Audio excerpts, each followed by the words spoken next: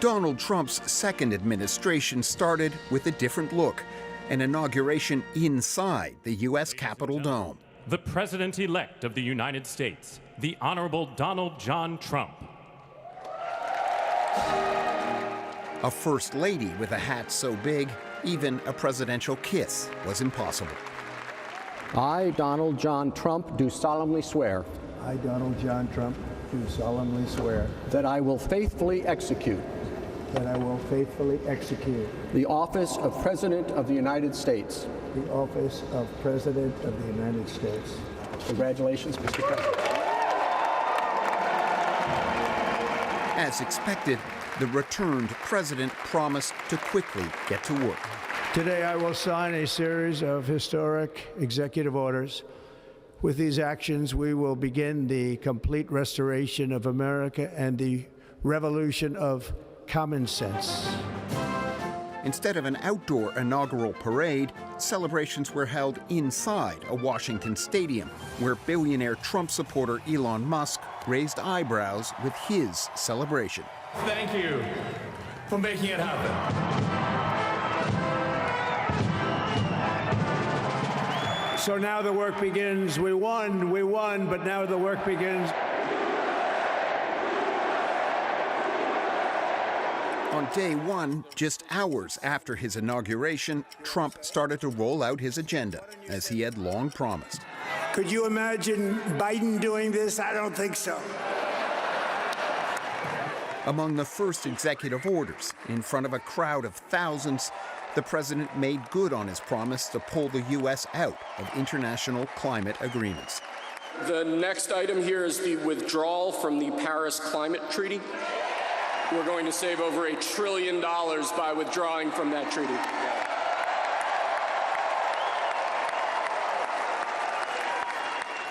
Then it was back to the White House for more executive orders. As promised, one of the first acts was to pardon what his supporters call hostages, those involved in the attack on the U.S. Capitol after the 2020 election. So this is January 6th. These are the hostages. Approximately 1,500 for a pardon. Yes. Full pardon. There was also time to withdraw from the World Health Organization and address the future of Chinese-owned social media platform TikTok and the war in Ukraine in a wide-ranging media conference in the Oval Office. Mr. President, you had said you would end the Russia-Ukraine war on your first day in office. Where do things stand right now, and how do you intend? Well, this is only half a day. I have another half a day left. We'll see. Prosecution and possible application of force. The U.S. president has declared a national emergency at the southern border and also signed an executive order ending birthright citizenship for children of immigrants without legal status. He has also promised mass deportations. There's going to be a lot of bluster. They're going to do it in a more militarized fashion. And the White House is going to get the splash that they want, showing that they're following through on their campaign promise, but also showing, look, you should have fear. Jason Hauser was the chief of staff for U.S. Immigration and Customs Enforcement from 2021 to 2023. He believes the numbers being talked about in immigration crackdowns will put a huge strain on the system. You would have to have a Hurricane Katrina-style emergency response in 6 or 7 cities simultaneously across the country. While at the same time, if you're not able to increase removal flights, you're just going to have people detained in very unhealthy and inhumane, soft-sided, sort of like tent cities in detention where people will get hurt.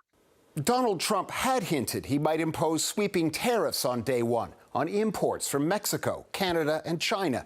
Today, he said they may be delayed, but they are coming.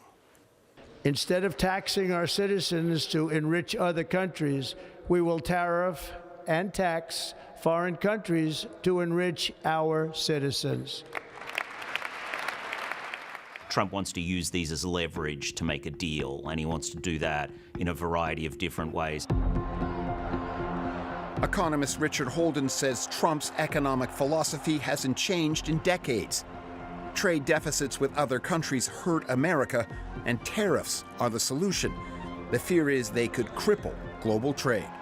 This could really trigger a massive retreat from that movement and put into reverse all those very positive factors in terms of lifting people out of poverty, making nations more connected, and for countries like Australia that are small open economies, a huge amount of our prosperity comes from trade.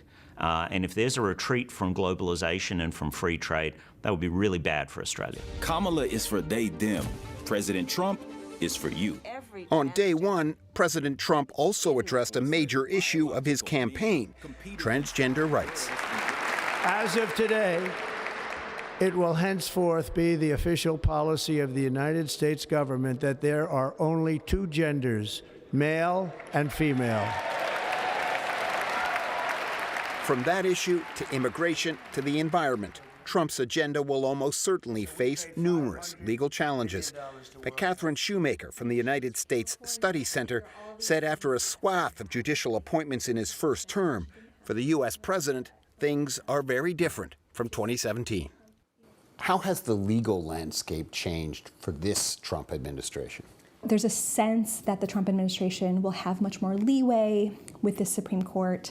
So the judicial landscape has changed and has become much more friendly to Trump's policies because, of course, he chose these judges and these justices. Finally, the deluge of executive orders, speeches, and media conferences gave way to dancing and glamour.